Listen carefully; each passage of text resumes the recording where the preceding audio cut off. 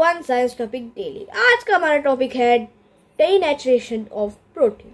तो denaturation of protein बस एक प्रोसेस होता है जो प्रोटीन के अंदर अकर करता है, न्यूक्लिक एसिड के अंदर, एक्चुअली प्रोटीन के, जो कि न्यूक्लिक एसिड के फोल्डेड लाइक स्ट्रक्चर, ऐसा ऊपर दिखाए हुए स्ट्रक्चर्स को ब्रेक डाउन करता है अनफोल्डेड लाइक स्ट्रक्चर में। और वो अनफोल्डेड लाइक स्ट्रक्चर में ब्रेक डाउन होते ही प्रोटीन यूजलेस हो जाता है, कोई काम नहीं रह जाता बायोलॉजिकली उसका। अब ये कई तरीके से occur कर सकता है, जैसे कि हीट, किसी भी हाईली एसिडिक या बेसिक के कांटेक्ट में आने से, या फिर रेडिएशन के कांटेक्ट में आने से। ये तीन चीज़ों से अकर कर सकता है।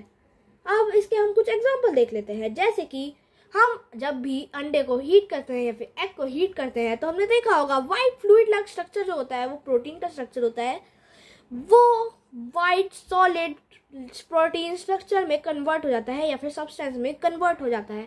इसका मतलब है कि वो प्रोटीन डीनेचर हो चुका है हीट के कारण।